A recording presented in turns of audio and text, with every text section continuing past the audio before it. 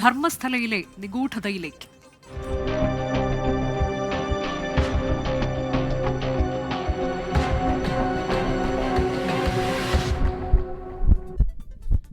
ധർമ്മസ്ഥലയിലെ ദുരൂഹ കൊലപാതകങ്ങളിൽ ആദ്യ പേരുകാരിൽ ഒന്നാണ് വേദവല്ലി ടീച്ചർ.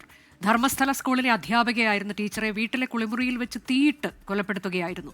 തനിക്ക് അർഹതപ്പെട്ട പ്രധാനാധ്യാപിക പദവി തടഞ്ഞു വെച്ചപ്പോൾ കോടതിയിൽ പോയി വിജയം നേടിയ ടീച്ചർ മാസങ്ങൾക്കുള്ളിലാണ് കൊല്ലപ്പെട്ടത്.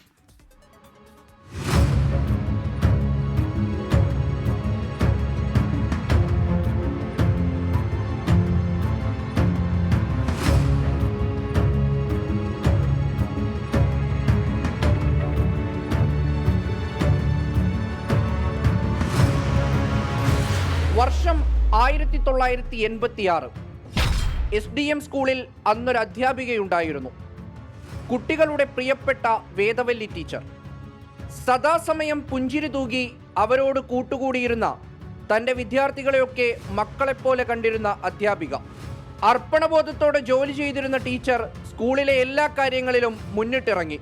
അതിനിടയിലാണ് സ്കൂളിലെ ഹെഡ് മിസ്ട്രസ് പദവിയിൽ ഒഴിവ് വരുന്നത്. ആ കസേരയിലേക്ക് എല്ലാവരും പ്രതീക്ഷിച്ചിരുന്നത് യോഗ്യതയുള്ള, കാര്യപ്രാപ്തിയുള്ള, എല്ലാവർക്കും സ്വീകാര്യയായ വേദവല്ലി ടീച്ചറെയാണ്. കഴിവും കാര്യപ്രാപ്തിയും മാത്രം മതിയാകുമായിരുന്നില്ല അന്ന് SDM സ്കൂളിലെ പ്രിൻസിപ്പളാവാൻ. മാനേജ്മെന്റിന്റെ അടുപ്പക്കാരാവണം, അവരോട് ചേർന്നു നിൽക്കണം. വേദവല്ലി ടീച്ചറിന് അവർ ഈ കണ്ട യോഗ്യതകളൊന്നും ഉണ്ടായിരുന്നില്ലത്രേ. അതുകൊണ്ട് തന്നെ ടീച്ചർ തഴയപ്പെട്ടു. അർഹിച്ചത് നഷ്ടപ്പെട്ടതിൽ വിധിയെ പഴിച്ചിരിക്കാൻ വേദവല്ലി ടീച്ചർ ഒരുക്കമല്ലായിരുന്നു. സിസ്റ്റത്തോട് കലഹിച്ച് ടീച്ചർ കോടതിയുടെ പടി കയറി. ഡോക്ടറായിരുന്ന ഭർത്താവ് ഹരാലയും ഒപ്പം നിന്നു.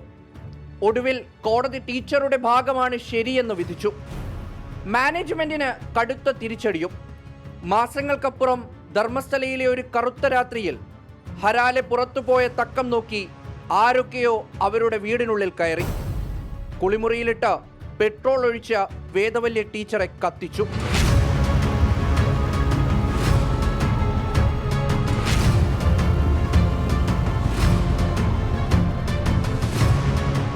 ഭാര്യയുടെ മരണവാർത്ത അറിയിക്കാൻ പോലീസ് സ്റ്റേഷനിലെത്തിയ ഹരാലെയും അവർ വെറുതെ വിട്ടില്ല.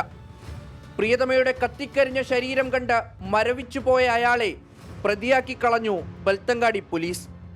പിന്നീട് കോടതി അയാളെ കുറ്റവിമുക്തനാക്കി. ഒടുവിലെല്ലാം നഷ്ടപ്പെട്ട് അയാൾ ആ നാട് ഉപേക്ഷിച്ചു പോയി. വേദവല്ലി കൊലപാതകത്തിൽ പിന്നീട് ഒരു അന്വേഷണവും ഉണ്ടായില്ല. ഒരു ഹെഡ് മിസ്ട്രസ് പദവിയെ ചൊല്ലിയാണ് വേദവല്ലിയെ ചുട്ടരിച്ചതെന്നാണ് ആരോപണം. ഞെട്ടേണ്ടതില്ല, ഇതിലും ചെറിയ കാര്യങ്ങളുടെ പേരിൽ പലരും പല തരത്തിലും ധർമ്മസ്ഥലയിൽ കൊല്ലപ്പെട്ടിട്ടുണ്ട്. വേദവല്ലി ടീച്ചറുടെ കൊലപാതകത്തിലെ പ്രതിയെ കണ്ടെത്താൻ പോലീസ് ഒരിക്കലും മെനക്കെട്ടിട്ടില്ല.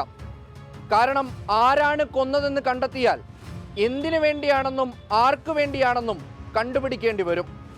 അതിന് ഇവിടുത്തെ പോലീസിന് പണ്ടേ താല്പര്യമില്ല. ക്യാമറമാൻ ശ്രീകാന്ത് ഗൗരീശപട്ടത്തോടൊപ്പം മുഹമ്മദ് റഹീസ്, 24.